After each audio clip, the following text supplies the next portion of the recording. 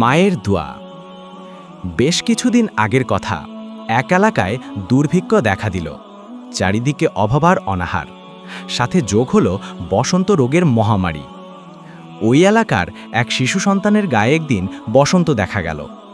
এর থেকে মুক্তির কোনো উপায় ছিল না তখন। না ছিল কোনো ঔষধ, না ছিল কোনো প্রতিষেধক। সবুর করা ছাড়া শিশুটির পিতামাতার আর কিছুই করার ছিল না। একদিন তার মা লক্ষ্য করল শিশুটি দেয়াল ধরে ধরে হাঁটছে।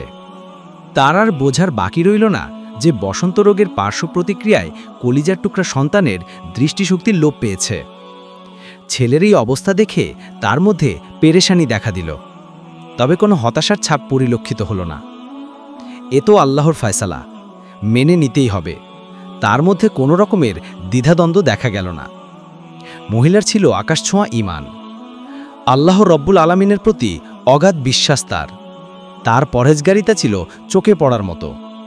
আল্লাহর প্রতি তার ঈমান এতটাই পাকাপোক্ত ছিল যে ছেলের এই ক্ষতির কারণে সে কোনো উচ্চবাচ্য করল না। তার মধ্যে দেখা গেল না কোনো আক্ষেপ। ভাগ্যের ভালো মন্দ সব আল্লাহর পক্ষ থেকেই হয়, এটাই তার বিশ্বাস। তাকদীরের প্রতি অগাধ বিশ্বাস ছিল তার। এই পরিস্থিতিতে সে বরং আল্লাহর প্রশংসা ও শুকর করল। অজু করে মুসাল্লায় দাঁড়িয়ে খুজুর সাথে 2 রাকাত সলাত আদায় করে নিল। সলাত শেষে 2 হাত তুলে মহান আল্লাহর দরবারে কায়মনোবাক্যে, আমার মালিক, তার অন্তর্চক্ষুকে অন্ধ বানিও না।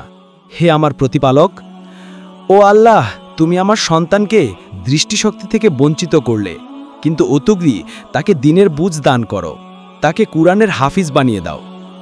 সন্তানের জন্য দোয়া করতে করতে তার চোখের পানিতে মুসাল্লা ভিজে গেল। তবুও দোয়া শেষ হতে চাচ্ছিল না।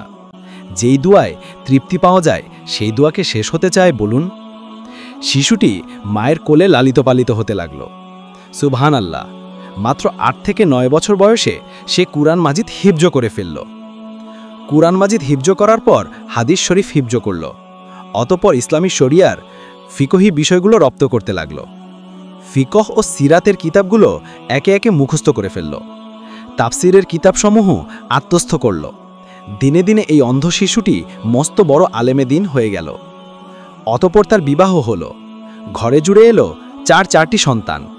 4 সন্তানের সকলেই কুরআনের হিফজ সম্পন্ন করল। তাদের মধ্যে একজন আবার অনেক বড় আলেমে দিন হয়ে গেল। এভাবেই মায়ের দুয়ার বরকতে চক্ষুওয়ালাদের চেয়ে বেশি সৌভাগ্যবান হল গোটা পরিবার। ধন্যবাদ। রাসূলুল্লাহ সাল্লাল্লাহু আলাইহি ওয়াসাল্লাম ইরশাদ করেন, আল্লাহ তাআলা কখনো 3টি দোয়াকে প্রত্যাখ্যান করেন না। সন্তানের জন্য পিতামাতার দোয়া, রোজা রাখা অবস্থায় রোজাদারের দোয়া এবং সফর অবস্থায় মুসাফিরের দোয়া। অপর এক হাদিসে রাসূল করিম সাল্লাল্লাহু আলাইহি ওয়াসাল্লাম ইরশাদ করেন, পিতামাতার দোয়া ফিরিয়ে দেওয়া হয় না।